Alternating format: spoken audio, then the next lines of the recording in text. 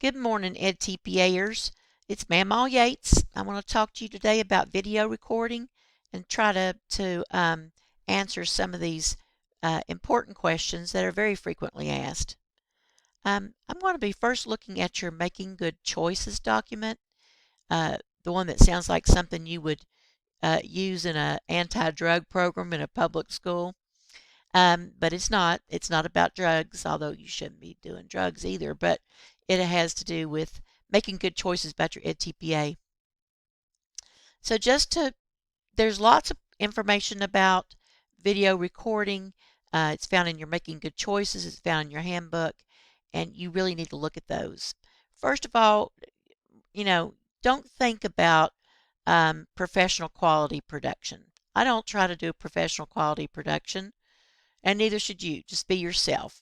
Now, that being said, it's important to remember that the quality of your video has to be sufficient for scorers to be able to understand what happened in your classroom. Make sure that you read your edTPA handbook carefully. Everybody has got the number and length of clips in the back of their own handbook. One of my frequently asked questions is how many clips and how long are my clips, and it's different for everybody. So if there were an answer I could give you that would be true for everybody, I would give it to you, but it's not. You need to look in the back of your handbook at the evidence chart. Make sure that the person that your mentor teacher and your principal know that you need to video record lessons for your learning segment. Some schools, when they're new to edTPA, they're like, do what? Maybe they never heard of edTPA. They're like, what? You don't have to do that. They get all mad at your university. They think it's a bunch of hooey balooey. But, they just don't know about it yet because it's, for a lot of people, kind of new. So make sure they know about that and get them the information that they need. You do need to make sure that you get consent forms from parents of your students. This is for your protection as well as theirs. I know that the schools keep those sometimes. Maybe you could get copies of those for your own records. But always consider the fact that permission slips also protect you. If you've got to check out video equipment from your university or from your school system or a library, or if you've got to borrow it, make sure you take care of that way in advance. So not only are you going to get the video equipment that you need like a camera, a tripod is good. Some of you might need an external mic. You need to take care of that early, and you need to practice with it. Make sure you know what you're doing. Always consider the location of your camera. For example, if you put it in the back of the room, can you see what's going on very well? And where can we see your face? Because that's important. The microphone needs to be placed in a way where we can hear, scorers can hear. If you've got students who don't have permission to be filmed, they need to be set out of the range of the camera, or you're going to have to blur their faces. That's time consuming. Whatever clips you choose, your face has to appear in it. So if you're video recording for 90 minutes for one of your lessons, then you might choose 10 minutes in the middle of that, right? But if your face isn't in that at least once, your face, the one that's doing the recording, the person who's writing the edTPA, then you can't use that clip. So you need to constantly put your face in the camera. Don't use a GoPro because it won't work. So you also need to think about, some of you have focus students, like for example in PE, they have to have their focus students in the video. So that's important. In a lot of the other handbooks, you choose your focus students in task 3. But in PE, you choose your focus students in task 2. So you need to make sure that your focus students appear in your videos for task 2. You don't need a camera operator, but if you do have one, make sure that they know what your video needs are and that you all have practiced together, and have them be quiet and not direct you during the filming. Again, practice video recording before you teach the learning segment. We need to make sure that you can be heard, that your students can be heard. It's very important. I always recommend, and so does Making Good Choices, that you video record the entire learning segment, all of the lessons. And there's for a couple reasons. Although there are specific things you're looking for, something can go wrong and you end up having to use a different part of your lesson. Also, there might be technical problems where that this maybe was better planned, but this other had you couldn't really see or hear very well, and you want to have choices. Also, if you were to have to retake part of your edTPA, if you had to retake task 2, you have to submit new video, which means you need to either have more footage available to find new clips, or you're going to have to video record again. So that's a problem. They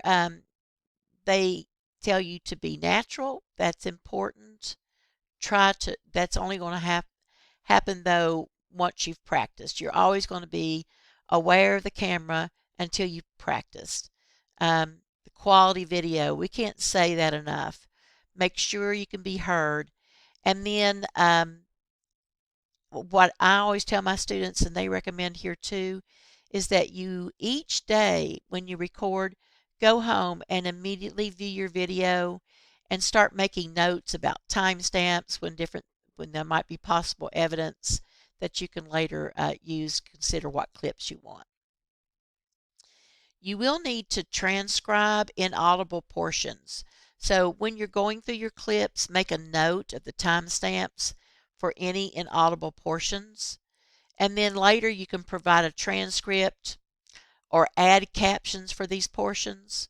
You don't need, be selective. You don't need to address all of the inaudible comments, just the ones that are important for moving the lesson forward or for your evidence. In your transcripts, they are just transcripts. This is not where you give reasons for things. For example, don't analyze or explain your teaching in the transcripts. The transcripts are only that.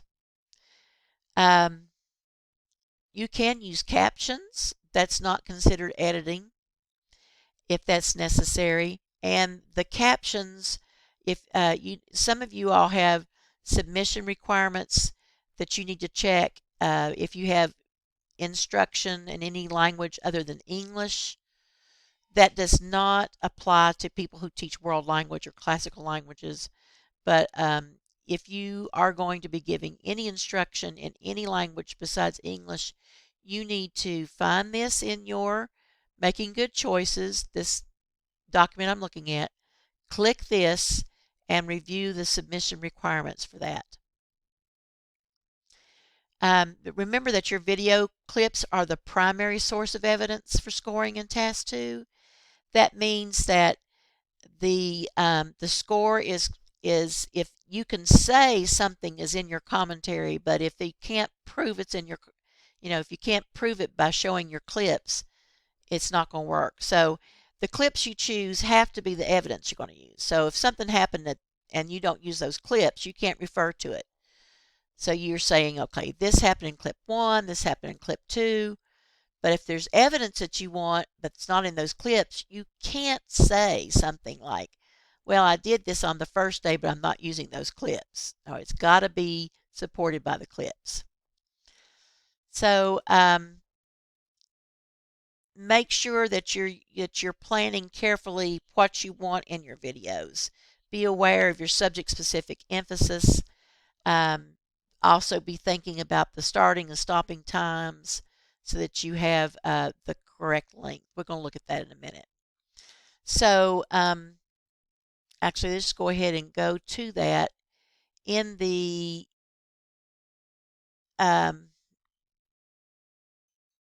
here we go. In the artifact and evidence chart for artifacts and commentary specifications, notice that in task 2, it tells you how many files, how many videos you can have. So this is special ed. They can have 1 or 2 videos for task 2.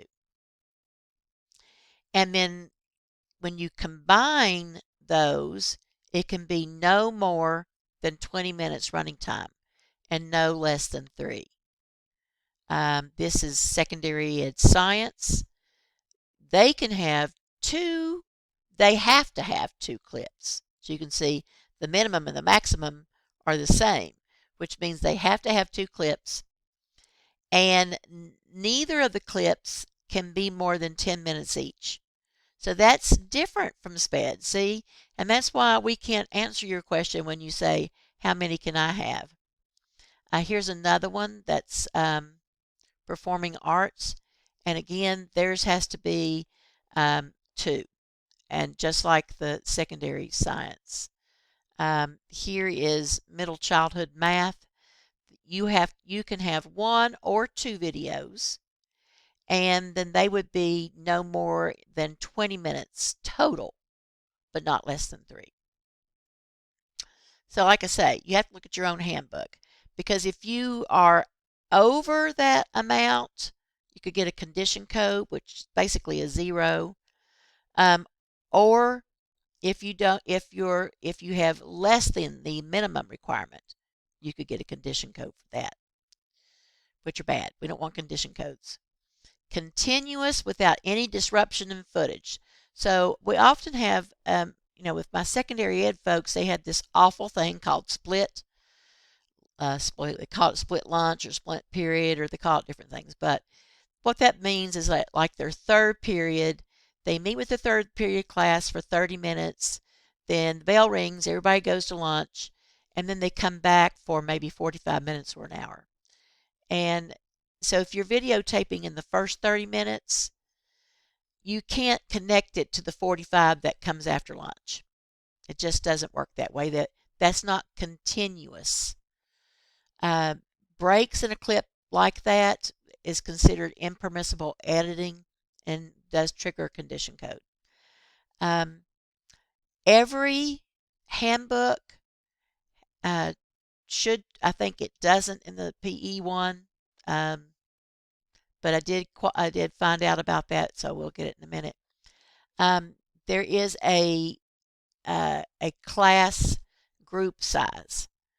So you want to make sure that you are getting that. The clap groups, where that is in your handbook, is if you look in your handbook for instruction task 2 and it says, what do I need to do? It's almost always in that section around the 5th or 6th bullet. For example, here's the visual arts assessment, K-12, minimum of 4 students. Now, I couldn't find this in the PE handbook, so I contacted Pearson, and they did tell me that it was a minimum of 4 students. There's something here that I want to draw your attention to. Let's say that you have put in your context for learning that you have 24 students, but when you video record, let's say you're a PE teacher, and you video record, and your mentor has taken half the class, and you've taken half the class. And so now it looks like you've got 12 kids rather than 24, right? If you don't comment on that, explain that in your commentary, you can get a condition code. So be sure that if you use a small group, that you explain that in your commentary as to why it's a small group. It's very important. And oh my gosh, guys, back up your files. What are you thinking? You gonna put it all on your computer and just leave it there? Are you crazy? Do you know how many students I have whose computers crashed during their edTPA because they're just putting all this files on there and the computers can't handle it anymore? You've got to back stuff up. Put it in a cloud, a USB drive, on a CD. But the minute you download it from your camera onto any device, immediately back it up. Oh my goodness.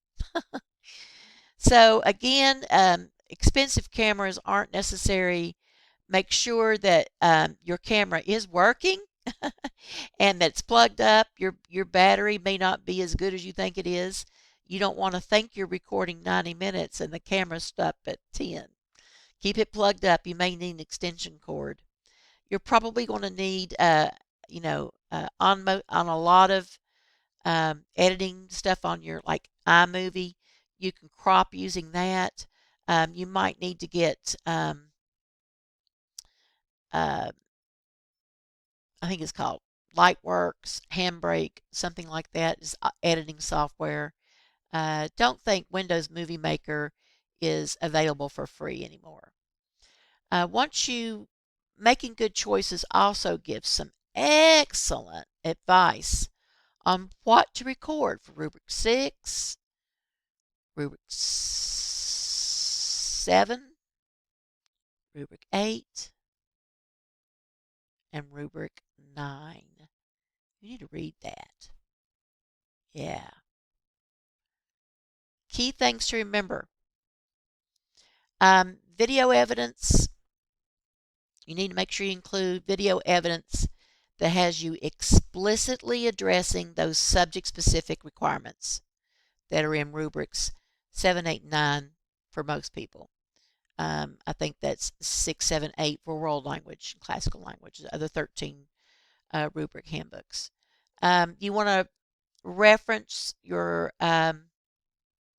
in your commentary. So if you're saying, okay, I did this, you want to give them the timestamp that it begins, but also give them the ending timestamp. So if it occurs on clip 1 minute 2.01, tell them how long to watch, because otherwise they don't know. Don't share your video publicly on YouTube, Facebook, or any other website. Remember, you're protecting the privacy of your students. Don't choose a video clip that shows you making content errors. If you misspeak and make a mistake and you immediately correct yourself, that's one thing. But if you say, for instance, that World War I was started by people who live in Alaska, that's clearly a content error that you need to not use that. Showing disrespect toward students is a no-no. It'll get you a 1 on rubric 6. And don't allow students to be disrespectful to each other. You need to address that immediately. So if students are being disrespectful, you need to don't feel like you're going to get in trouble with edTPA for reminding your students about proper ways to behave. They want you to do that if it's necessary. You want to choose a video clip where the students are learning. If your video clip, for example, is just you every 2 minutes saying, okay, sit down. All right, boys and girls. That's, okay, friends, let's remember. I mean, if you're having to do that over and over and over again, there's not much instruction going on. And I've seen this happen to people before, and they do get a 1, and it's, heartbreaking. But just don't choose clips like that. If you need to, get your mentor to sit in there with you, and sitting with the students, that might help them behave better. do whatever you need to make sure that they're behaving. And make sure that your video clip does meet what you need to have in rubrics 6, 7, 8, and 9 of Task 2. Now, just real quickly, there's other things you might want to make sure that you want to plan ahead for. It's good to think about the academic language use, or with SPED, the communication piece. So any kind of language use that's required, take a look at rubric 14. In most handbooks, it's rubric 14, and see what it is that you need to have evidence of, because that can be from your Task 2 videos, but you can also plan to do another video with it. And again, for PE, some reminders that your focus students need to be in your Task 2 videos. So you need to be choosing 3 focus students that represent a range of psychomotor competency. So this is in your artifact chart. Make sure you look at it.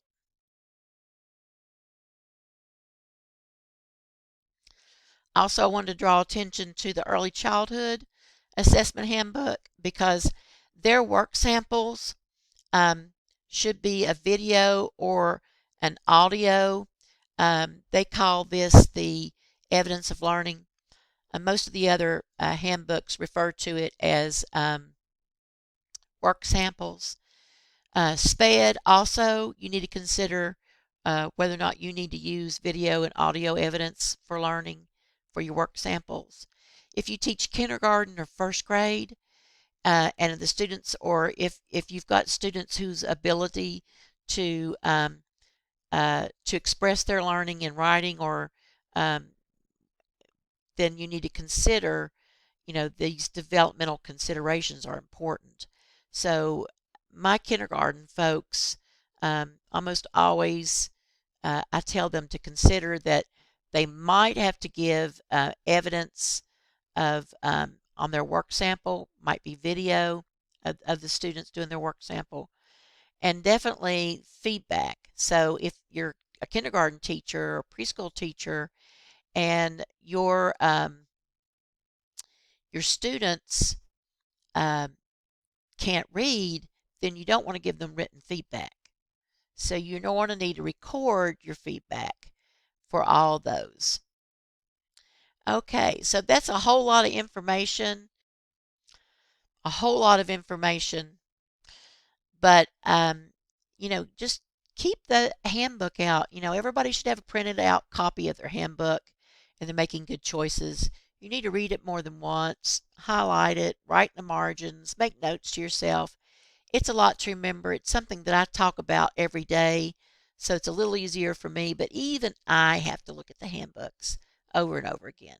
So you're not making a job out of edTPA like I am. So you're not expected to have it all memorized, but you need to know what you need to know. So make sure that you're using these documents appropriately. So keep up the good work. See you soon.